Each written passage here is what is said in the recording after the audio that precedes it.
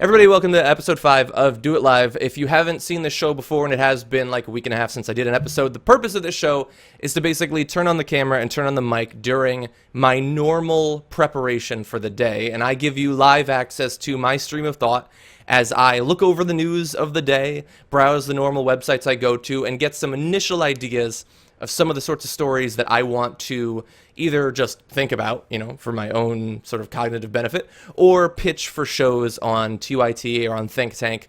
And the reason that I do it live is so that you guys can both get an idea of how we do this and how we generate the ideas that we have, but also to sort of collaboratively help me to do that. So we've got the live chat here, so if you want to ask questions or give your take on a story, perhaps suggest a website that I should go to or a story I should look up, you are, of course, encouraged to do that. And so this is going to be a slight short show, but I am going to be hosting the main show of the Young Turks today, the first hour with Cenk Uygur, and so I am hoping to find 3 or 4 good stories to do a little bit more research on and then pitch for the show. So we're going to be starting off today at Vox, because why not? And I initially saw why the Wingdings font exists, which is probably not a story that's going to end up on the main show, but I am curious if I can briefly find out exactly why it exists, who made it, and why. As a means of writing sentences, it fails. 2 people made it happen. A husband and wife team, that's cool.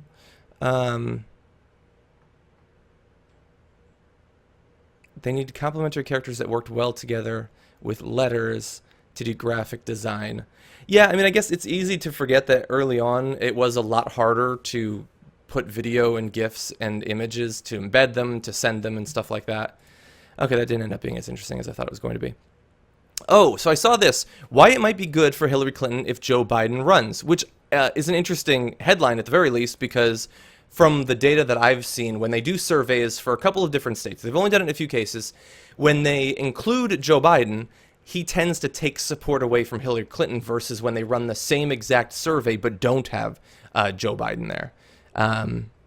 Let's see. So I want to see what their point is here. Okay, she was going to lose the primary back in 2008. We all remember that. Timing matters. Okay, that's a good point. Yeah, I mean, this is just a brief look back at 2008, but you see that she had been leading pretty significantly, almost in the way she's leading over Bernie Sanders now, before he shot up and passed her, and she never really recovered. It got tight for a little bit, but she never recovered. And yeah, Bernie Sanders has already cut her lead significantly. Okay, let's see. None of this is about Joe Biden, though. If you had a good point about Biden... Okay. Part of Clinton's problem right now is that media outlets don't believe the Democratic primary is competitive enough to cover, and so instead of covering the race between Hillary Clinton and her rivals, they're just covering Hillary Clinton. Well, that's not true. I mean, people are covering Bernie Sanders. We're certainly trying to cover Bernie Sanders. Clinton's fortunes will improve if and when she's in an actual race. My guess is she'll beat Biden if he runs, but it won't be effortless, and it'll allow Clinton to look like a candidate running for office rather than... Okay, that is a good point. It would get more coverage if there were more candidates that the media considered to have a serious chance, and getting that coverage might help her, because in the absence of that, the coverage tends to just be negative. And so that is certainly true, but the interesting thing is that they're sort of postulating that it would get more coverage because it would seem like it was more competitive, but it wouldn't just seem like it would be more competitive. The race actually would be more competitive, because as they point out, Hillary Clinton's lead over Bernie Sanders has been cut by something like 50 or 60% already. That's without Joe Biden in. If Joe Biden came in, let alone maybe 1 or 2 other sort of establishment Democrats, and if each one of them took 6 or 7 or 8 percentage points away from Hillary Clinton, you might not just have a race that seems competitive. You might have a significantly competitive race, far more competitive than the Republican side right now. Yeah, I agree. Vox does seem to love the establishment candidates. I think that they do some coverage of Bernie Sanders, but I don't think... I mean, maybe from their point of view, they're not intended to be idealistic. Maybe they actually believe that he doesn't have a significant chance. So that's sort of interesting, but we talked quite a bit about what effect Joe Biden would have if he came in before, so I don't think that I'm going to cover that. I'm going to go over to Media Matters. I want to read a couple of your questions. Carl Pickleton, how's it going? I love that show. The media doesn't want to cover the God Emperor says the media doesn't want to cover the Dem cause. They'd have to cover Bernie, and the establishment is afraid of Bernie. I think that is true. I think that you have a point there. Seriously, fuck Vox sometimes. I like them normally, but they do love Hillary Clinton over all the others. Yeah, look, I generally like Vox. I like that they are more biased in some ways than they seemed like they were initially, but I like that they cover some topics that other sites don't give a serious real analysis of, and I love their single issue focused explanations, even if they're not as complete and comprehensive an explanation as Vox would have you believe. I think for some people who don't have the time to do research on a bunch of different sites, going there can be a great way to sort of get a catch up on an issue.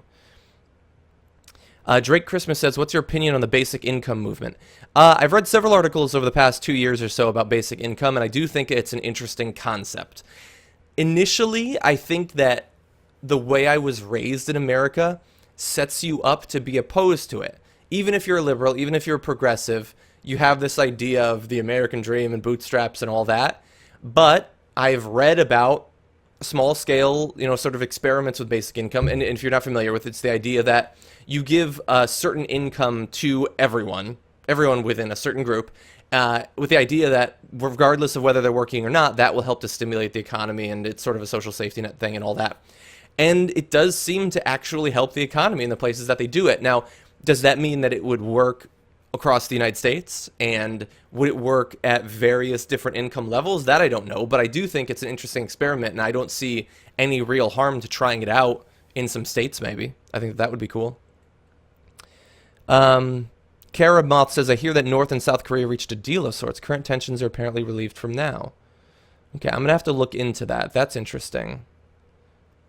The Pentagon has given a free pass to Ashley Madison cheaters. You know what? They might have had to do that, though, because so many people might have gotten caught. Let's see. Fox host connects thwarted attack on train to completely unrelated French gun laws. Okay. Gun control, very strict law. Andrew Tantaros, obviously you know why I'm interested in this. The same problems they have over there are major debates over here. So in France, gun control, very strict laws. Prevented on our... Yeah, they just don't like that. In this case, it didn't take good guys with guns to stop a bad guy with guns. It took good guys with balls to stop a bad guy with guns. And in America, they are all too ready to simply assume, well, in the absence of balls, insert gun. So that's interesting. Henry Silver says, are you registered in a party? Yeah, I am a registered Democrat, I believe. Abraham Mohammed says, John, will there be a review of Fear the Walking Dead? There will be a review of Fear the Walking Dead, but unfortunately, for the same reason that the Young Turks looked as shitty as it did yesterday, we weren't able to film What the Flick yesterday when we normally would have reviewed it, and we're not going to be able to film it today. So I think we will do it, but it's going to be pretty late. Going for Andrew Tantaros' throat again. No, it just... I feel disappointed whenever I read news about Andrew Tantaros, because when she's not being an ideologue, it seems like she could be an intelligent person, and I'm probably fooling myself here, but I do still think that this is to some extent an act. I don't think that Andrea Tantaros believes the things that she says. Now, eventually that might lead to me having to ban her in the same way that we banned Ann Coulter, because we stopped covering her because we didn't believe that she was being honest. But Andrea Tantaros, I feel like if she left Fox today, in a week, she would be much more liberal. That's what I hold out hope for. So we'll see with that. Oh, and Carl, yeah, I talked about that earlier. It's major tech stuff being moved out of the studio and moved in. I don't want to go into too many details, but we have this main system that we run the show on, and that is being changed out for a totally different one, and that involves taking a lot of stuff out and putting a lot of stuff in. Okay, let's see. We cover Outnumbered, and we covered Fox and Friends and stuff, but I'm not interested in that story. Let's go to the New York Times. Let's see anything front pagey from them that's significant. Strong rebound in U.S. markets even as Chinese slump deepens. Let's briefly open this up. How much of a rebound are they talking about? Rose about 2%. China's still down, and it keeps going down. Other markets stabilized. Blech. We'll see how it goes in a week or so. In Syria, potential allies, Islamist ties challenge the U.S. He opposes the Syrian president and the Islamic State and seems like a logical ally, but his links to Al-Qaeda. Ugh. Here's the thing. Looking for allies in Syria, I don't know that you can find that many that don't have ties to either Assad or ISIS or Al-Qaeda at this point. After years and years of warfare, they're probably going to have been allied with one of those groups from time to time.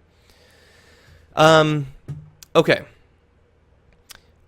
I am Tom PKR says, opinion on Dave Rubin's new course/direction and the Islamic terrorism issue. I don't know what his new course or direction is. Maybe you can fill me in. I don't believe that there's any spat between Dave Rubin and Cenk. I saw that David posted some kind of video sort of attacking Cenk, but I don't even know if Cenk is aware of it. He certainly hasn't responded to it. Okay, let's see. New York Times World. From Venezuela to Iraq to Russia, oil price drops raise fears of unrest. Yeah, see, I saw that recently, that they have, I think, was it 40 or even lower? Yeah, the price is about $42.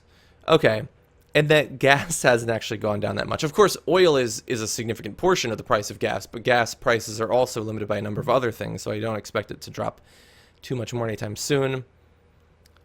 Okay, this is interesting. Let's see.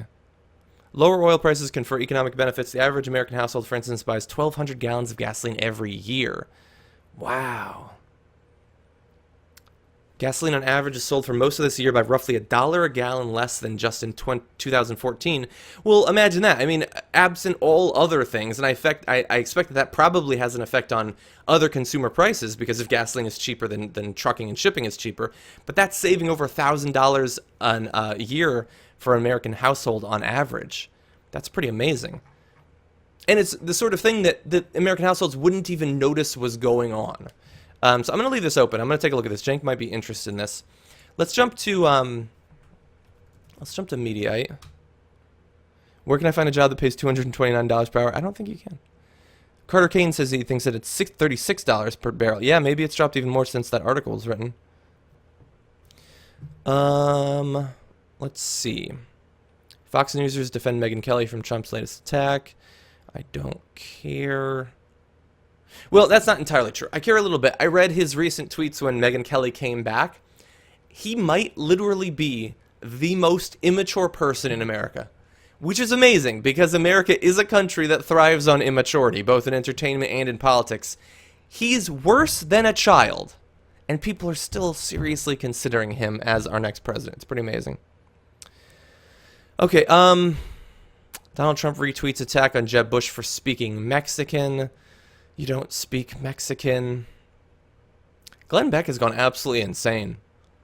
Did you see, so after the Dow dropped, he was telling people to stockpile 2 weeks of water, ammunition, guns, and rations. He's fucking crazy. I feel bad for him. I feel like at some point he is going to lock the doors of his studio and burn alive everybody in there. I think that that's likely to happen at this point. Okay, I'm not finding a lot of juice. Howard Stern predicts Trump will be GOP nominee. He gets shit done. No, he doesn't get shit done. That's the thing. He says shit. He doesn't actually do shit. How involved do you think he is in any of those foundations or executive boards or businesses that he is tied to? I have a feeling he has not been involved in it in a very long time. Look at the amount of time he spends on Twitter. Any motherfucker who tweets as much as he does is not getting shit done in his private life. Okay, John Oliver's tax-exempt church. That's awesome. Let's see. Let's go to Vocative. They often have sort of stories on the periphery of politics that are pretty interesting, including international stories. Did the Syrian regime give ISIS mustard gas? I haven't seen any indication that ISIS has been using mustard gas. Oh, I wanted to show you something. By the way, this is sort of just makes me feel good. I saw this earlier. Oh, look at this chart. This is the coolest chart I think I have ever seen. I'm going to try to get it on the show today. It's not surprising. I get that it's not surprising. Look at this. Hispanics' views of GOP presidential contenders. Now, okay, look, Jeb Bush is a little bit higher there because he's a little bit more moderate on those issues, and he has a Mexican wife. Marco Rubio is Hispanic, so it makes sense that he'd be up 5 points. And like you see, like Ted Cruz is down 7, Rick Perry down 7, which makes sense. They should be down even more. Donald Trump is so much more unpopular.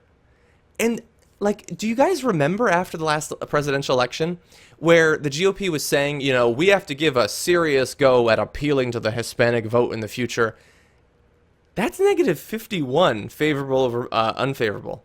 How do they expect that they would win a national election, or that this would be the guy that you want at the front of the ticket, so that in contested Senate and House elections, you can get a benefit by having Trump come and sort of stump or campaign with your candidate?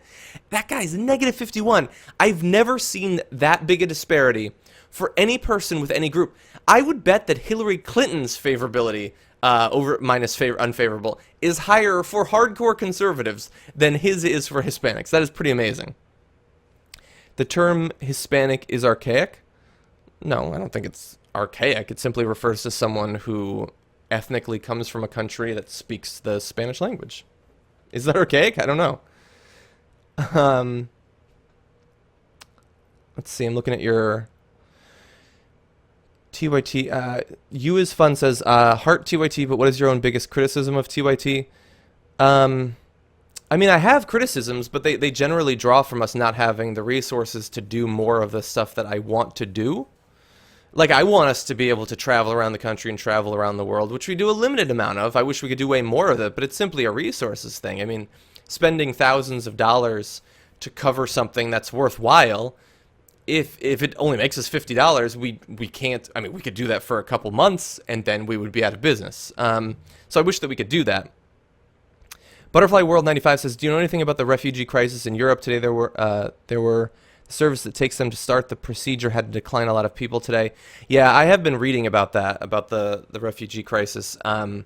Pretty amazing, the sheer volume of people coming into some of these countries. And obviously, it's a confluence of different political and economic events in the Middle East and in North Africa that are causing it. Yeah, it's one of the stories perhaps around the globe that is the most important, that is getting the least coverage. So I will try to look up something on that. Let's see.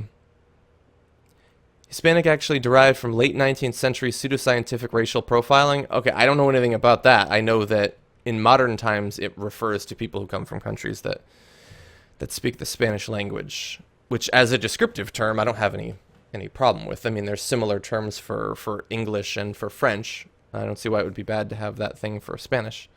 I don't place any bias or prejudice on it. It simply describes the language of origin. Can you see TYT, this is Shocking Shot says, can you see TYT expanding into individual channels/organizations based on countries, similar to Vice?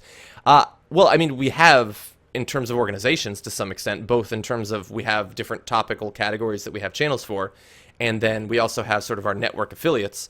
In terms of the country stuff, that's something that we talk about from time to time. I do see that happening at some point.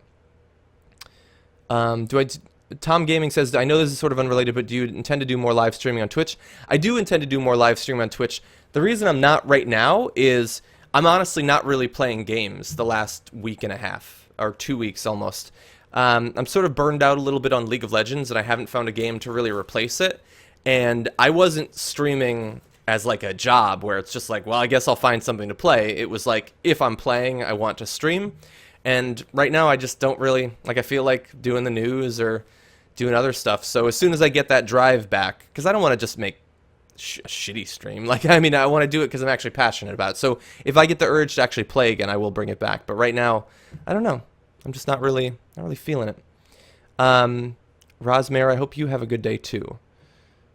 You should get Kerbal Space Program. Yeah, no, my brain would bleed from that. So guys, I'm really sorry, but I'm actually going to have to cut this short. I've got a couple of, like, I like that chart. I'm going to look up the refugee crisis. The oil price drop, I think, is very interesting considering how many different economic and military conflicts that could exacerbate around the world. But I am going to have to cut this short because I have to get to the studio and film Think Tank. But thank you for joining me for episode 5 of Do It Live.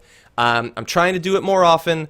I've got this thing going on where I'm trying to wake up early enough that I can go to the gym and then film this show and then film Think Tank and then make it to the production meeting, which is obviously very hard, but those are like my big priorities. So hopefully I can get that done. We can keep doing the show.